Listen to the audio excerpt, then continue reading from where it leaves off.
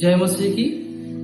मैं रोशन कुर्ती और आज का पाठ्य वचन हम पाते हैं गिनती की पुस्तक अध्याय 32 पद संख्या 16 से 24।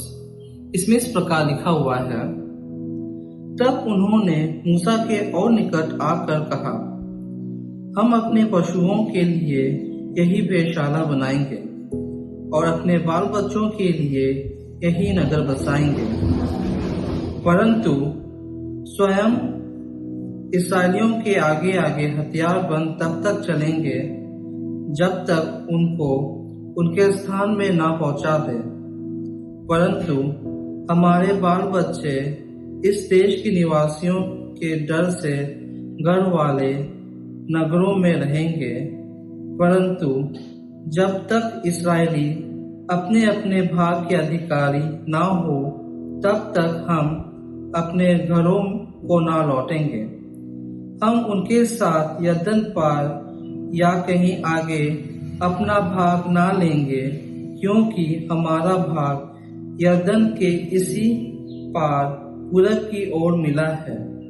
तब मूसा ने उनसे कहा, यदि तुम ऐसा करो, अर्थात यदि तुम यहोवा के आगे आगे युद्ध करने को हथियार बांधो और हर एक हथियार बंद यरदन के पार तब तक चले जब तक वह यहोवा अपने आगे से अपने शत्रुओं को ना निकाले और देश यहोवा के वश में ना आए, तो उसके पीछे तुम यहाँ लौटोगे और यहोवा के और इस्राएल के विषय निर्दोष ठहरोगे, और यह देश यहोवा के प्रति तुम्हारी निज भूमि ठहरेगा। और यदि तुम ऐसा ना करो तो यहोवा के विरुद्ध पापी ठहरोगे, और जान रखो कि तुमको तुम्हारा पाप लगेगा।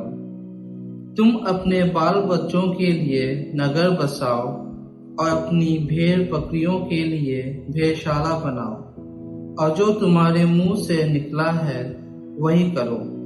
आमीन। Now I am going to share a Bible reading from the book of Numbers chapter 32 verse 16 to 24.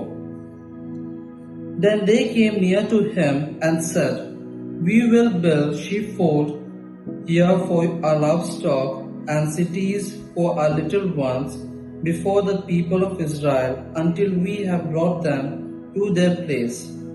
And our little ones shall live in the fortified cities because of the inhabitants of the land. We will not return to our homes until each of the people of Israel has gained his inheritance. For we will not inherit with them on the other side of the Jordan and beyond, because our inheritance has come to us on this side of the Jordan to the east. So Moses said to them, if you will do this, if you take up arms to go before the Lord for the war, and every armed man of you will pass over the Jordan before the Lord until he has driven out his enemies from before him, and the land is subdued before the Lord, then after that you shall return and be free of obligation to the Lord and to the Israel, and this land shall be possessed before the Lord. But if you will not do so, behold, you have sinned against the Lord, and be sure your sin will find you out. Build cities for your little one, and fold for your sheep, and do what you have promised. Amen.